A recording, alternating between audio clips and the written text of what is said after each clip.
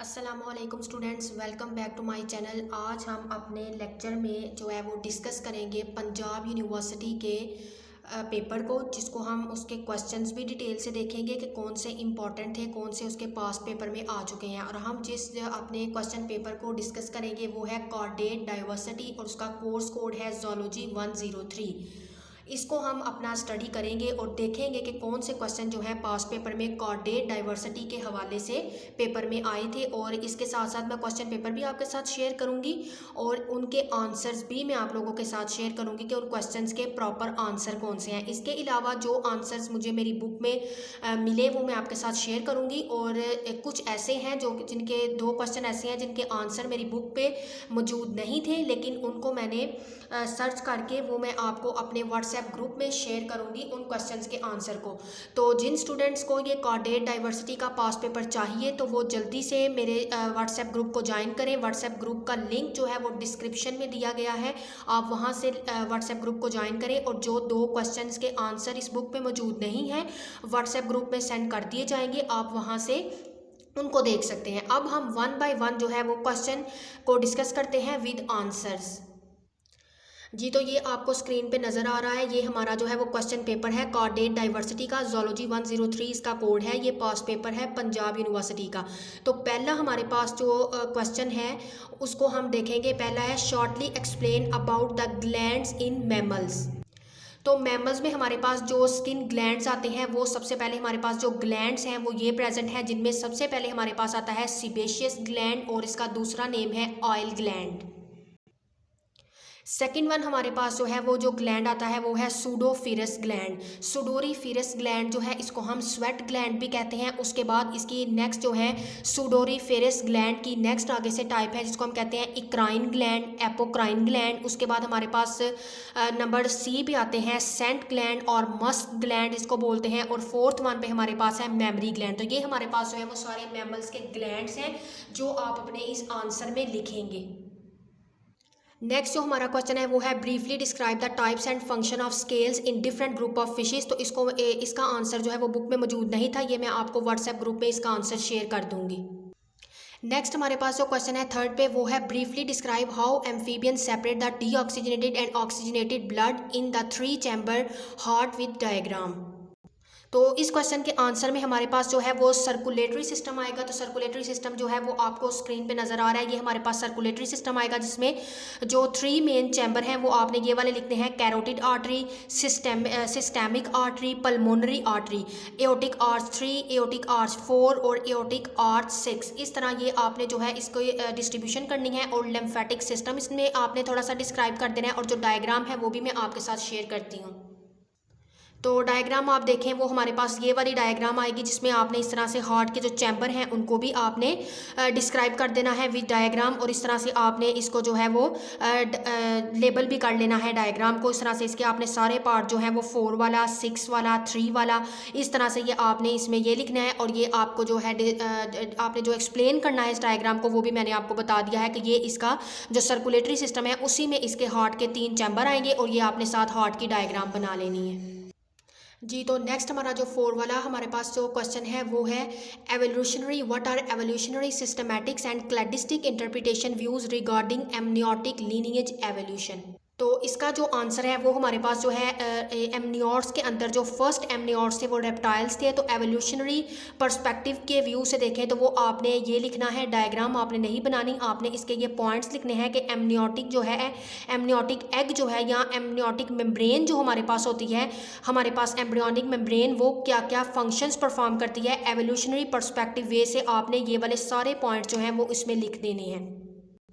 और नेक्स्ट आपने जो इसका पार्ट है एल्ब्यूमन और यॉर्क, आपने इधर तक जो है वो यॉर्क तक इसको जो है वो कवर कर लेना है अपने इस क्वेश्चन को एवोल्यूशनरी पर्सपेक्टिव के वे से। नेक्स्ट इस क्वेश्चन का जो सेकंड पार्ट है वो है cladistic interpretation of the amniotic lineage. तो वो आपने जो है ये क्लैडिस्टिक मेथड जो है ये आपने इसमें जो है एक्सप्लेन कर देना है interpretation of the amniotic lineage में। तो ये वाला क्वेश्चन आपका इधर आके जो है वो ख़त्म होगा। इसमें एवोल्यूशनरी सिस्टमैटिक्स का ये जो पैराग्राफ दिया गया है इसको भी आप एक दफ़ा जो है इसको रीड आउट कर लीजिएगा ताकि आपका क्वेश्चन जो है वो ब्रीफली डिस्क्राइब हो सकेगा। नेक्स्ट हमारा जो क्वेश्चन नंबर 5 है वो है briefly describe the endothermy in birds. तो वो आपने थर्मो रेगुलेशंस का जो है इसमें बताना है कि एंडोथर्मी क्या होती है। वो यही है कि वो किस तरह से अपना टेम्परेचर जो है उसको रेगुलेट करते हैं। तो ये जितने भी 7 पॉइंट्स आपको इसमें नज़र आ रहे हैं ये आपने लिख देने हैं और आपने हेडिंग्स देनी है इसमें काउंटर करंट मैकेनिज्म की और थर्मो रेगुलेशन की एडॉप्टेशन जो है वो आपने इसमें बता देनी है। इसके अलावा आपने पेंटिंग की जो है ये हेडिंग देनी है, तो आपने इसको हेडिंग दे के लिखना है ताकि आपका जो है वो क्वेश्चन जो है वो बहुत अच्छे से कंप्लीट हो जाए और कवर हो जाए। एंडोथर्मी में बेसिकली हमारे पास थर्मो रेगुलेशन का टॉपिक ही आता है। नेक्स्ट हमारे पास जो क्वेश्चन है वो लॉन्ग है, डिस्क्राइब करना है, ब्रीफली डिस्क्राइब यूरोकॉर्डेटा और टूनिकेटा। तो ये हमारे पास जो बेसिकली लॉन्ग क्वेश्चन है ये है सब फाइलम यूरोकॉर्डेटा टूनिकेट्स में जिसमें आते हैं, यानी कि टेल वाले हमारे पास जो है वो ऑर्गेनिजम्स हमारे पास आते हैं। तो ये आपने इसमें उनका हैबिटेट लिखना है, उनका आपने बॉडी फॉर्म लिखनी है। उसके अलावा अपने बॉडी फॉर्म में दो आ जाते हैं, ओरल साइफोन और एट्रियल साइफोन। ट्यूनिक को आपने डिस्क्राइब करना है और उनके मेंटेनेंस फंक्शन में आपने लोकोमोशन, नर्वस सिस्टम जो है वो उसको डिस्क्राइब कर देना है और उसकी न्यूट्रिशन को आपने डिस्क्राइब करना है। नेक्स्ट आपने न्यूट्रिशन का उसका डिस्क्राइब करना है, डाइजेस्टिव ट्रैक्ट को आपने डिस्क्राइब करना है। ये क्वेश्चन बेसिकली आपका इधर तक ही ख़त्म हो जाता है इसमें टूनिकेट्स का। लेकिन अगर आपको इसका अलग से आता है रेस्पायरेशन, एक्सक्रीशन या ब्लड वेस्कुलर सिस्टम को आप एक्सप्लेन करें या इसके अंदर रिप्रोडक्शन और डेवलपमेंट बहुत ज़्यादा इंपॉर्टेंट है, तो मैं वो भी आपके साथ शेयर कर देती हूँ। नेक्स्ट आपने इसमें ब्लड वेस्कुलर सिस्टम लिखना है, तो वो आपके सामने स्क्रीन पे आपको नज़र आ रहा है टूनिकेट्स का। इसमें आपने इसका ब्लड वेस्कुलर सिस्टम लिख देना है। एक्सक्रीशन अगर आपसे पूछते हैं तो ये शॉर्ट में तो आपने ये एक्सक्रीशन लिख देनी है। और इसके अलावा अगर आपको लॉन्ग आता है कि इसका आप डाइजेस्टिव सिस्टम लिखें तो फिर डाइजेस्टिव ट्रैक में आप इसको एक्सक्रीशन को भी ऐड अप कर सकते हैं। नेक्स्ट अगर आपको अलग से पूछा जाता है टूनिकेट्स के अंदर रिप्रोडक्शन और डेवलपमेंट को यूरोकॉर्डेट्स यानी कि टोनिकेट्स के अंदर, तो आपने इनकी रिप्रोडक्शन और डेवलपमेंट में ये वाला पोर्शन लिखना है। नेक्स्ट आपने इधर तक इनका जो है वो रिप्रोडक्शन और डेवलपमेंट को लिखना है। डेवलपमेंट इनकी इस तरह से आपने लिखनी है कि इसके अंदर मेटामॉर्फोसिस होती है, टैडपोल जो भी लार्वा बनता है वो आपने इसका इधर तक अपना क्वेश्चन जो है वो ख़त्म करना है। नेक्स्ट जो आपका लॉन्ग क्वेश्चन है वो है describe in detail about different hypothesis on origin of light. ये आपका लॉन्ग क्वेश्चन है और आपने इस लॉन्ग क्वेश्चन को जो है वो बेसिकली तो एवोल्यूशन ऑफ फ्लाइट से स्टार्ट हो रहा है, लेकिन मैं आपको थोड़ा सा इसका जो है वो ancient birds and the evolution of flight का टॉपिक जो है वो इधर से जो है वो स्टार्ट हो रहा है, यानी उसकी हिस्ट्री थोड़ी सी बताई हुई है।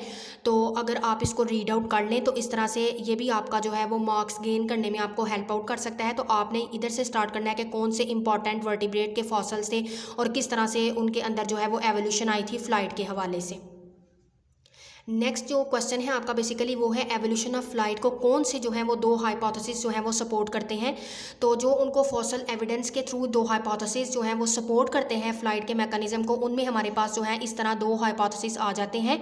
तो ये आपने जो है वो दोनों हाइपोथेसिस भी देख लेने हैं और इस तरह से आपका लॉन्ग क्वेश्चन जो है वो कवर हो जाएगा।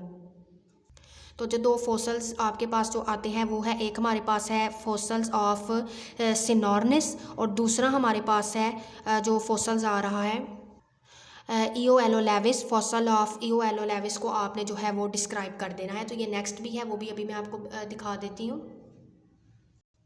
इधर तक ही है वो ईयर्स अगो तक, इसको आपने यहाँ तक कवर अप करना है। नेक्स्ट आपका ये पोर्शन नहीं, इसको आपने नहीं करना है डाइवर्सिटी ऑफ मॉडर्न बर्ड्स। आपने पीछे से दो hypothesis he evolution of flight के हवाले से जो है उनको आपने डिस्क्राइब करना है। तो नेक्स्ट हमारा जो है वो लास्ट क्वेश्चन है write down in detail survey of order Squamata up to its suborder level. तो ऑर्डर स्क्वामेटा आपके सामने है। ऑर्डर स्क्वामेटा में हमारे पास स्नेक्स और लिजर्ड्स आते हैं। तो आपने इसको जो है वो इसको ब्रीफली डिस्क्राइब करना है। और नेक्स्ट उन्होंने आपसे पूछा है कि इसके सब ऑर्डर को भी डिटेल से डिस्कस करें। तो सब ऑर्डर में हमारे पास आता है साउडिया यानी कि लिजर्ड्स। तो लिजर्ड्स के बाद आपने जैकॉक्स के बारे में बता देना है, इग्वानास के बारे में, कैमलियन के बारे में आपने डिस्क्राइब कर देना है। ये ऑर्डर स्क्वामेटा के अंदर ही सारे हमारे पास आ जाते हैं। दूसरा हमारे पास जो इसका सब ऑर्डर आता है, एक हमारे पास जो इसका सब ऑर्डर था वो हमने पीछे देखा है। नेक्स्ट हमारा जो सब ऑर्डर है वो है सरपेंटिस, जिसमें हमारे पास जो है वो कोबराज और स्नेक्स वगैरह आ जाते हैं। और इसके अलावा ये आपने इनके दो ही हमारे पास आते हैं। पीछे आपने ये वेनमस लिजर्ड्स को भी आपने देख लिया है, डिस्क्राइब कर देना है, और आपने दोनों ऑर्डर को इसको जो है वो डिस्क्राइब करना है। दो ऑर्डर आपने इसमें कवर करने हैं स्क्वामेटा में। एक हमारे पास सब ऑर्डर है सॉरिया, जिसमें लिजर्ड्स आ जाते हैं, और दूसरा हमारे पास सब ऑर्डर है सरपेंटिस, जिसमें हमारे पास कोबरास और स्नेक्स आते हैं। तो इस तरह से आपका ये लॉन्ग क्वेश्चन जो है वो कंप्लीट होगा। नेक्स्ट जो आपने इसका थर्ड ऑर्डर भी इसमें आता है हमारे पास, तो आपने ये थर्ड ऑर्डर भी इसके अंदर लिखना है, जिसमें हमारे पास वर्म लिजर्ड्स आती हैं। थर्ड जो हमारे पास इसका सब ऑर्डर है वो है एम्फिस्पाइनिया, जिसमें हमारे पास जो है वो वर्म लिजर्ड्स आते हैं। तो बेसिकली आपने स्क्वामेटा के अंदर 3 सब ऑर्डर है जो आपने लर्न करने हैं। पहला सब ऑर्डर हमारे पास सॉरिया है, जिसमें हमारे पास लिजर्ड्स आती हैं। दूसरा सब ऑर्डर हमारे पास सरपेंटिस है, जिसमें कोबरास और स्नेक्स आते हैं, जिसको आप डिस्क्राइब करेंगे। और थर्ड वन हमारे पास जो सब ऑर्डर आता है स्क्वामेटा का, उसमें हमारे पास एम्फिस्पाइनिया यानी कि वर्म लिजर्ड्स आ जाते हैं। यानी कि ये डबल वॉक करते हैं ना, एम्फी का मतलब है डबल और बीन का मतलब है वॉक, यानी कि डबल वॉक करने वाले इसमें हमारे पास ऑर्गेनिजम्स आते हैं, एनिमल्स आते हैं, जिसको हम वर्म लिजर्ड्स भी कहते हैं। तो बेसिकली ये आपका क्वेश्चन जो है वो इधर आकर आपका क्वेश्चन जो है ये कंप्लीट होगा वर्म लिजर्ड्स तक।